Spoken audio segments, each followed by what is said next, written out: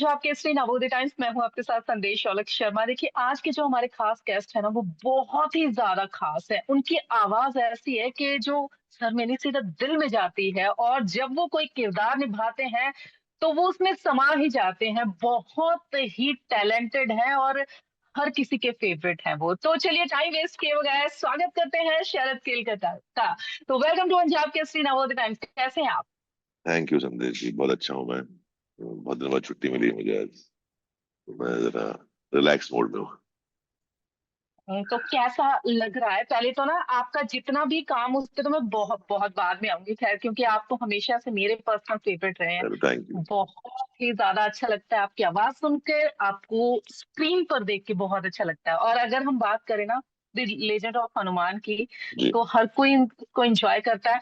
कोई ऐसा नहीं है कि कोई एज ग्रुप वाला इसे एंजॉय करे। मेरा 4 साल का बेटा भी देखता है और मैं भी देखती हूँ। जी। बहुत ही ज्यादा अच्छा है। तो कैसा है आपका एक्सपीरियंस? अब अगला देखिए। 6 सीजन आने वाला है। जी जी। देखिए क्या है, जब हमने पहला सीजन ही जब शुरू किया था, तब ग्राफिक इंडिया के प्रोड्यूसर्स हैं, हम्म। राइटर्स हैं जो शरद और जीवन, उनसे मुलाकात हुई। उन्होंने मुझे ब्रीफ किया कि हम ऐसा कुछ क्रिएट करना चाहते हैं। तो मेरा बहुत बड़ा कंसर्न था पहले तो कि क्या नॉर्मली जब होता हम्म। था ऐसा कि क्या ये सिर्फ एक पर्टिकुलर एज ग्रुप के लिए है, या ये पर्टिकुलर बच्चों के लिए हम्म। है। क्योंकि जब भी हम एनिमेशन सुनते हैं तो बच्चों का ख्याल आता है हमको, या अगर हम बहुत माइथो की बात करते हैं तो हमें कहने के लगता है कि यार बुजुर्ग हम्म। लोग देखेंगे इसको।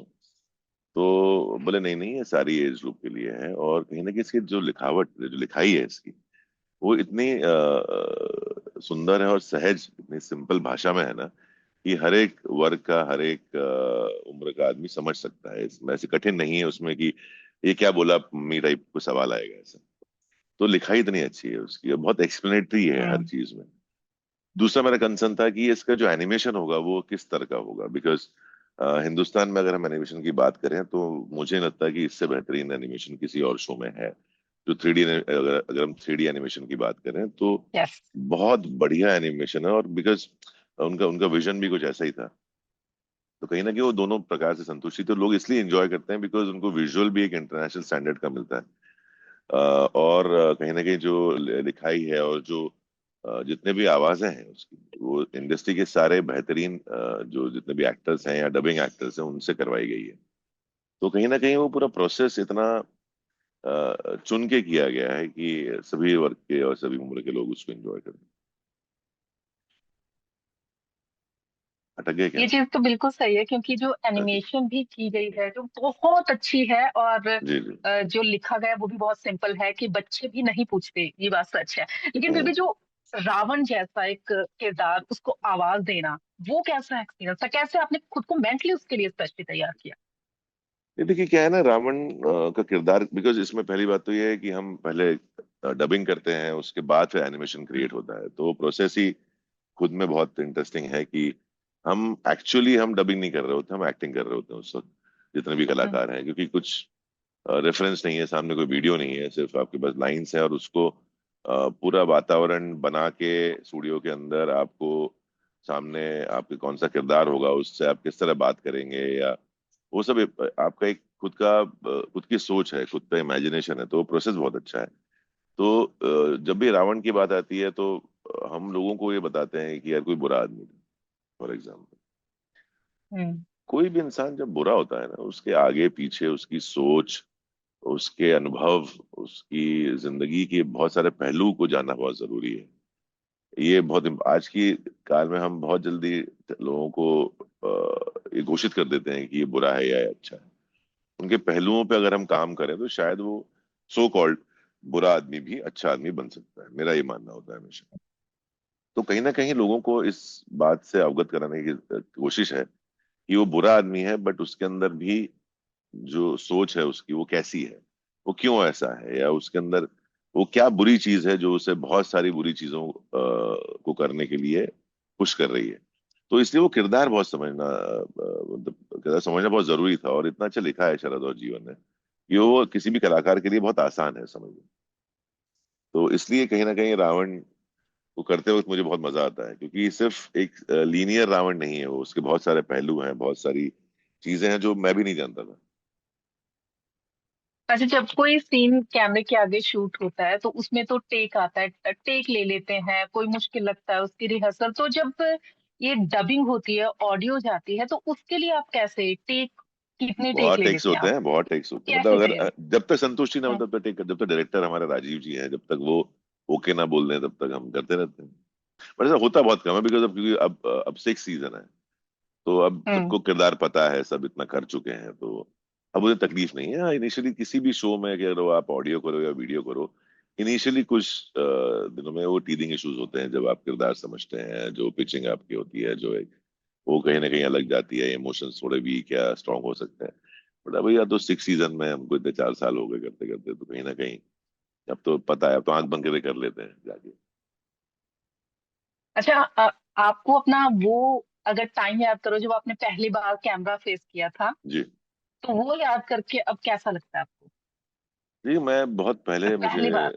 हम्म। मैं जब करियर शुरू भी किया था, कुछ सालों में ही मुझे ये सलाह मिल चुकी थी अच्छे डायरेक्टर से कि ये याद रखो कि इस सेट पर तुम्हारा बेस्ट फ्रेंड कौन है, मतलब कौन है, तो वो जो कैमरा है ना, वो तुम्हारा बेस्ट फ्रेंड है, उससे दोस्ती कर लो तुम।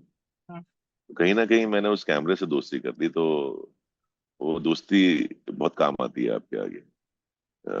बहुत सारे कलाकारों का या बहुत सारे लोग जो एस्पायरिंग भी हैं, उनसे यही कहना चाहूंगा कि जब भी आप कैमरे के सामने एक्टिंग कर रहे हैं, तो उस कैमरा आपका बेस्ट फ्रेंड होना चाहिए, ना कि आपका को एक्टर। आप उस कैमरे से दोस्ती करें, उसको सबसे ज्यादा इम्पोर्टेंस दें, क्योंकि वही आपको कैप्चर करने वाला है, वही आपको वो एक अ, वातावरण देगा, या आपको वो एक फील देगा कि कोई है आपके साथ। और अगर उसके साथ मिल गया तो आपका काम बहुत आसान हो जाता है। खुद को कैसे जज करते हैं आप? कभी हुआ है ऐसे कि किसी, कोई आपका सीन आपने किया है, डायरेक्टर ने ओके बोल दिया कि अच्छा है, लेकिन आप उससे सेटिस्फाइड नहीं हुए, आपको बहुत बार लगता है होता है कि ऐसा, मैं कई फर्क? बार खुद से ही हम्म। बोलता हूँ, one sir one more please.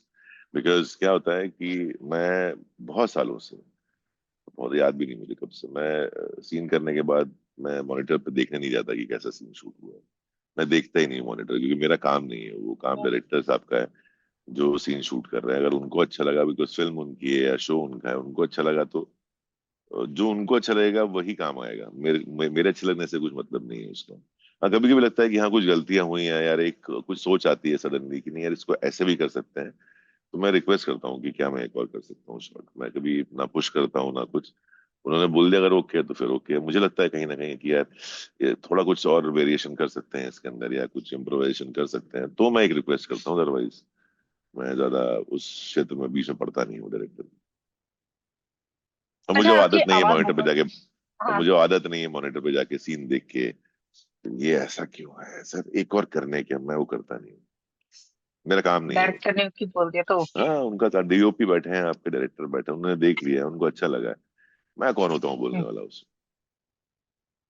Ajay शरद, आपकी आवाज बहुत अच्छी है, आपकी एक्टिंग बहुत, अब बहुत ज्यादा अच्छे एक्टर है, लेकिन अभी आवाज की बात करूँ ना, तो आपके बारे में एक बात जो हम सब जानते हैं, आपने बहुत बार बताई है, कि जी आपको पहले आवाज में एक प्रॉब्लम थी, जी जी। जो वो हम बोलते हैं हकलाने वाली, तो वो कैसे उससे निकले आज ये प्रभावशाली जो आवाज है आपकी? हाँ, क्या राज है इसका? देखिए मैंने पहले तो ये बता दूं कि जीवन में ऐसी कोई समस्या नहीं है जिसका हल नहीं हो सकता, नथिंग इज इम्पॉसिबल। हम्म। तो कहीं, और मैं वो खुद के एक्सपीरियंस से बोलता हूँ, ऐसा नहीं है कि मैं हम्म। बोलने के लिए बोल दिया या लिखा है किताबों में तो बोल दिया, it has to be very practical. तो कहीं ना कहीं मेरी जिंदगी में मैंने उसको एनालाइज किया, बहुत सोचा कि यार क्यों हो रहा है, ऐसा तो नहीं है जो जो बहुत सारे लोग रीजंस देते हैं ना कि क्यों होता है ये हकलानापन, क्यों होता है, हम्म। तो कॉन्फिडेंस की कमी है, ये नहीं है, वो नहीं है, जीभ भारी है, बहुत सारे लोग बोलते हैं ना ऐसा, ऐसी चीजें। बोलते हैं मेरे ऐसे, मेरे यहाँ पे कुछ होगा, ये कुछ होगा। मेरे केस में सिर्फ ये था कि मेरी ब्रीदिंग पैटर्न, मेरा जो ब्रीदिंग पैटर्न था वो गलत था। हम्म। तो उसको मैंने ठीक किया, और एक हद तक जो हकलापन है वो कहीं ना कहीं चला गया, या स्टैमरिंग का इशू है वो, बट हाँ कभी कभी फिर भी होता है वो, एक सबकॉन्शियस में तो एक रहता ही है आदमी के, बट हाँ 95% चला गया सिर्फ ब्रीदिंग ठीक करने से। आज। और मुझे लगता है कि जिंदगी में बहुत सारी हम्म। बीमारियां या बहुत सारी समस्याएं हैं, आप उन्हें ब्रीदिंग से ही ठीक कर सकते हैं, आपको कहीं जाने की जरूरत नहीं। अच्छा, आज के टाइम में कोई ऐसा डर या कोई ऐसा चैलेंज है जिसे आप फेस करते हैं, कोई भी, छोटा हो बड़ा हो कुछ, या खत्म है सब? नहीं, ऐसा तो कुछ नहीं है। मुझे खाने का बहुत शौक है, डर लगता है कि बहुत खाऊंगा तो मोटा हो जाऊंगा मैं। हैं? तो आप क्या है डाइट आपकी, लेकिन आप तो बहुत फिट हैं। नहीं नहीं, बहुत फिट नहीं हूँ मैं, लगता हूँ उससे। बट मैं बहुत चटोरा आदमी हूँ। मुझे बहुत खाने का शौक है। तो कैसे मैनेज करते हो, खाते भी हो, खाता हूँ वर्कआउट कम, बहुत अच्छा बट करते हो? मैं 1/3 स्टमक वाला रूल अप्लाई करता हूँ। मैं खा हम्म। लेता हूँ सब।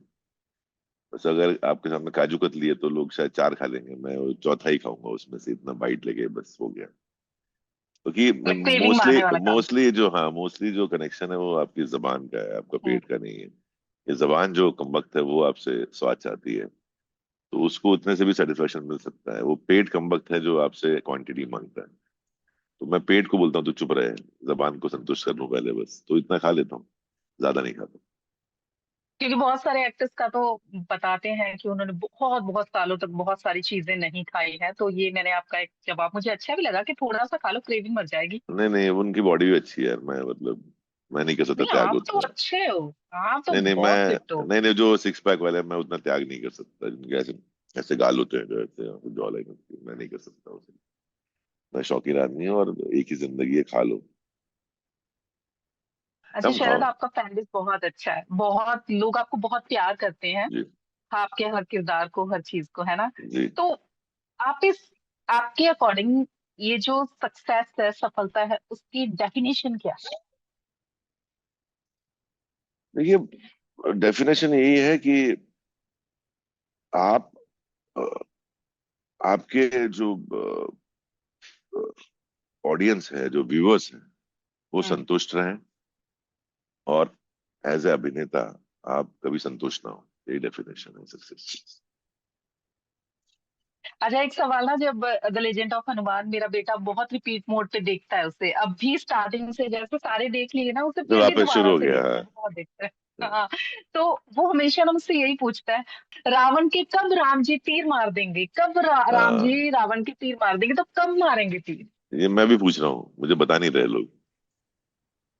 क्योंकि जैसे ही आता है ना रावण, तो मेरे बेटे का सबसे पहला सवाल होता है, मुझे भी नहीं बता रहे लोग कब मारेंगे। तो कि क्या फिर बताऊं बुलाएंगे। मेरे बेटे के लिए, तो एक जवाब दे दीजिए आप, मैं क्या बताऊं उसे? बोले, उनको उसको बोलिएगा बेटा रावण मर जाएगा तो शो बंद हो जाएगा, शो खत्म हो जाएगा। तो आप चाहते हैं, अगर ओ शो हाँ देखना हाँ। तो क्यों रावण को मारना चाहते हैं आप? अच्छा, एक लास्ट क्वेश्चन। यंग एक्टर्स हैं जो डबिंग आर्टिस्ट हैं, जिनकी आवाज बहुत अच्छी है, जो इस फील्ड में आना चाहते हैं, उनको क्या एक मैसेज देना चाहते हैं? मैं ये कहूंगा कि यार, दुनिया में जितनी आवाज है वो बहुत अच्छी है। सबकी आवाज बहुत अच्छी होती है, वो उसके व्यक्तित्व या उसके उस इंसान के ऊपर सूट करती है। तो कभी तो ये फील ना करें कि मेरी आवाज खराब है, या मेरी आवाज बहुत अच्छी है। अ, तो हर आवाज अच्छी है। आपको अगर इस फील्ड में आना है तो इस फील्ड की बारीकियों को सीखने की जरूरत है, ना कि अपनी आवाज को चेंज करने। बहुत लोग मेरे साथ भी जब बात करने आते हैं तो मैं ऐसे बात करते हैं थोड़ा सा ऐसा कि जैसे ही मैं सामने आऊंगा, hi sir, I am so and so. तो वो करने की जरूरत नहीं है, जैसी आपकी आवाज है वो बहुत अच्छी है। आपको किसी से इंटिमिडेट होने की जरूरत नहीं है, या ये जताने की जरूरत नहीं है कि आपकी आवाज में भी बेस है और सर मैं ऐसे बात करूंगा, वो बनावटी बनने की जरूरत नहीं है। हर आवाज अच्छी होती है। वो कहीं किसी न किसी किरदार में फिट बैठेगी ही बैठेगी। जरूरी नहीं कि जो जिस किरदार में मेरी आवाज बैठ रही है उसमें किसी और की बैठे, या किसी और किरदार में मेरी आवाज नहीं बैठती है तो मैं जबरदस्ती कोशिश करूं। ऐसी बहुत सारी फिल्में जो मेरे पास आई हैं और मैंने मना किया है। मैंने ये देख के मना किया है कि नहीं यार, इस एक्टर के ऊपर मेरी आवाज सूट नहीं करेगी, it will be too heavy for his structure and his face. बहुत सारी फिल्में ऐसी है, मतलब जितनी मैंने की हैं, उससे ज्यादा मैंने मना की है, बिकॉज मुझे लगता है कि नहीं यार, ये इस किरदार के ऊपर ये आवाज नहीं जानी चाहिए। तो अ, आप ये ना सोचें कि आवाज भारी करने से आवाज अच्छी हो जाती है। जैसी आपकी आवाज है वो अच्छी है। बस उसके ऊपर है वो एक्टिंग का, आपको एक कवच चढ़ाना है कि आप अच्छी एक्टिंग करें, अच्छा मॉड्यूलेशन करें, और फिर आपको कोई रोक नहीं पाएगा काम करने से। वॉइस मॉड्यूलेशन के कोई खास टेक्निक ही है जो आप करते हैं आवाज को ठीक नहीं रखने नहीं, के लिए? मैं वो ऑन द स्पॉट होता है, हमको लगता है कि यार ये कुछ ऐड हम्म। करें या ऐसा ग्रफी लगेगा, कैसा करें वो, या इसको बड़ा सिंपल रखें, तो वो तरीके हैं उसके। जैसे हम नॉर्मल एक्टिंग करते हैं वैसे ही करते हैं, कई किरदारों में आपको कई जगह आपको लगता है कि नहीं बहुत ऐसा स्टर्न होना चाहिए तो हम ऐसे बात करते हैं। आपको लगता है कि नहीं हम्म। यार बहुत नॉर्मल है तो ऐसे बात कर ली, कहाँ जा रहे हो यार, तुम क्या कर रहे हो। तो it's about that particular scene, और वो उसमें कैसी आवाज चाहिए वहाँ, वो मॉड्यूलेशन आप विद द डायरेक्टर्स कंसेंट आप कर सकते हैं। मैं हमेशा ये प्रक्रिया अपनाता हूँ।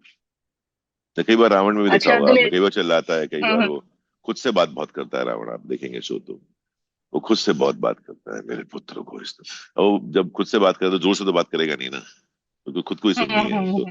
वो अलग मॉड्यूलेशन है। जब वो अब सभा में किसी को बोलता है कि ये तुच्छ प्राणी, तो वो पता है उसको कि वो 50 या 500 लोगों को एड्रेस कर रहा है, तो वहाँ अलग होगा डोनेशन। छोटे इमेजिनेशन है जो आपको करना पड़ता है।